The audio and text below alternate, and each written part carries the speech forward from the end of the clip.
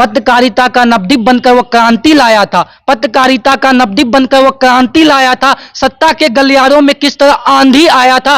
राजा को राजा चोर को चोर कहने की हिम्मत रखता था। राजा को राजा चोर को चोर कहने की हिम्मत रखता था। जनता की आवाज बनकर निडर होकर कहता था। पर समाज के ज्वलंत मुद्दों के तमाम विषयों पर मैं लिखता हूँ। मेरी किताब थी तो मैंने मनीष कश्यप भैया पर भी लिखा था। तो मैं इन सब चीजों के लिए जब मुझे बुलाया गया तो मैंने उस पर लिखा था, रेलवे की इस लापरवाही का कटघरे में भी सवाल होगा। रेलवे की इस लापरवाही का कटघरे में भी सवाल होगा। 281 लोगों के जानों का बोलो अब कौन जिम्मेदार होगा। ऐसी भीषण दुर्घटना हो तो क्या देश संभल पाएगा।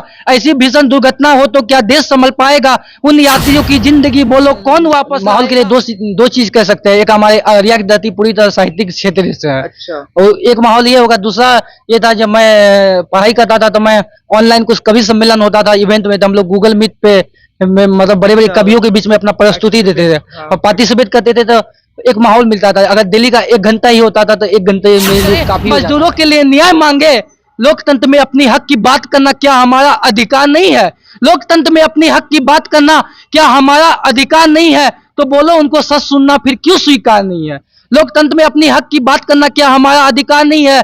तो बोलो उनको सच सुनना फिर क्यों स्वीकार नहीं है। आपको मालूम होगा बिहार का बहुत ही चर्चित पत्रकार मनीष कश्यप अभी तमिलनाडु के जेल में बंद है और उनपे एनएसए लगा है, लेकिन उनके चाहने वाले लाखों में है और उनके चाहने वाले अभी भी गॉड से प्रार्थना कर रहे हैं, फरियाद कर रहे हैं कि वो जल्द से जल्द बिहार आ जाएं। उसी कड़ी में हमारे साथ एक उनके चाहने वाले हैं। एक पेशे से ये कवि हैं, साइज में वो छोटे हैं लेकिन ये पेशे से कवि हैं और 3 बुक भी लिखे हैं और उनके लिए उन्होंने कुछ कविता लिखा है। चलिए हम इनका पूरा परिचय विस्तार से जानते हैं। सबसे पहले अपना नाम बताएं। धन्यवाद। मेरा नाम गौतम केसरी हुआ। मैं अररिया जिले से आता हूँ। वहाँ एक प्रखंड पड़ता है, फॉरबिसगंज प्रखंड।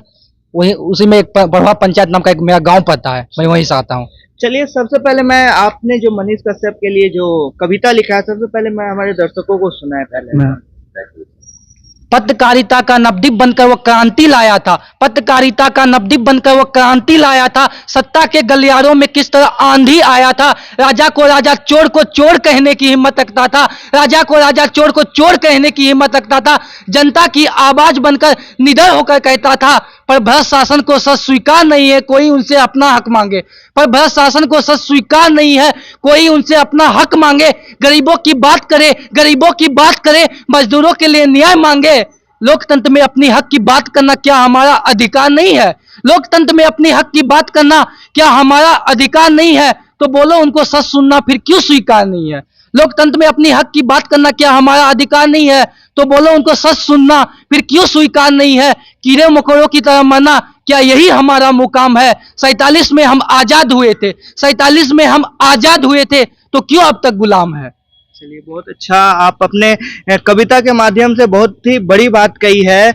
आप अररिया यहाँ आ रहे हैं सिर्फ मनीष कश्यप के लिए या क्या कुछ कारण रहा अररिया से आप यहाँ आ रहे हैं। जी मैं समाज के ज्वलंत मुद्दों के तमाम विषयों पर मैं लिखता हूँ। मेरी किताब थी तो मैंने मनीष कश्यप भैया पर भी लिखा था। तो मैं इन सब चीजों के लिए जब मुझे बुलाया गया तो मैं यहाँ पे आ गया। चलिए मैं आपके बारे में कुछ जानना चाहूंगा। आपका क्या कुछ अभी चल रहा है। अभी प्रेजेंटली आप क्या कुछ कर रहे हैं अभी? मैं वर्तमान में अभी मैंने ग्रेजुएशन पास आउट किया है हिस्ट्री ऑनर्स से। उसके बाद मैं अलग से ITI कर रहा था। तो वो ITI का मेरा एग्जाम होने वाला है। उसके बाद मैं हिंदी राइटिंग करता हूँ। ग्रेजुएशन में क्या कुछ सब्जेक्ट था? हाँ, मेरा हिस्ट्री ऑनर्स था। तो हिस्ट्री ऑनर्स था लेकिन आपको कुछ और होना चाहिए, लेकिन आप कवि बने हुए हैं। आप बिल्कुल, वो एक अपना मेरा चॉइस था। मैंने ही हिस्ट्री ऑनर्स रख लिया था। तभी मैं गवर्नमेंट जॉब की भी तैयारी करता था। तो मैं हिस्ट्री ऑनर्स रखना, लेकिन मुझे इतना पता था मेरा हिंदी मजबूत है ही। मैं हिंदी को लिखता हूँ तो अगर मैं हिंदी को नहीं भी लेता हूँ तो मैं हिंदी कर लूंगा। लेकिन हिस्ट्री ऑनर्स ना लूँ तो मुझे शायद इतिहास के बारे में उतनी जानकारी ना हो पाएगी। तो एक कविता लिखने के लिए एक इंसान को बहुत सारी बुक पढ़नी पड़ती है, लेकिन आपने 3 बुक लिख दिया। ये कैसे पॉसिबल हो पाया? मैं जब बचपन में जब से भी जिन बड़े बड़े कवियों को पढ़ा, बड़े बड़े लेखकों को पढ़ा था, उनसे जो भी भाव उत्पन्न होता था मैं कुछ ना कुछ लिखा करता था। ये कह सकते हैं मैं पढ़ाई के दौरान जो भी पढ़ता था मैं ज्यादा हिंदी साहित्य को ही पढ़ता था। तो उन चीजों से मेरा हिंदी राइटिंग में अच्छा होता गया। तो ये कहाँ से आपको ये पूरी माहौल मिली? आपके क्या कुछ पेरेंट्स, आपके माता पिता, दादा दादी कुछ कवि रहे हैं? कहाँ से आपको ये माहौल इन्वॉल्वमेंट मिला? माहौल के लिए दो चीज कह सकते हैं। एक हमारे अररिया की धरती पूरी तरह साहित्यिक क्षेत्र से है, अच्छा। और एक माहौल ये होगा। दूसरा ये था, जब मैं पढ़ाई करता था तो मैं ऑनलाइन कुछ कवि सम्मेलन होता था इवेंट में, तो हम लोग गूगल मीट पे मतलब बड़े बड़े अच्छा। कवियों के बीच में अपना प्रस्तुति देते थे हाँ। और पार्टिसिपेट करते थे, तो एक माहौल मिलता था। अगर दिल्ली का 1 घंटा ही होता था तो 1 घंटे मेरे लिए काफी हो जाता था। तो आप हमारे आपने जो बुक लिखा हमारे दर्शकों को बारी बारी से दिखाएं, और क्या कुछ इसमें टॉपिक है वो भी थोड़ा मेरी सा पहली बताएं। पुस्तक दर्पण एक सच है, तो मतलब ये मैंने दर्पण एक सच मतलब समाज के लिए ही पुस्तक ही लिखा था। इसमें समाज का दर्पण, समाज का दर्पण, तो इसका टाइटल भी मैंने ही रखा था, दर्पण एक सच।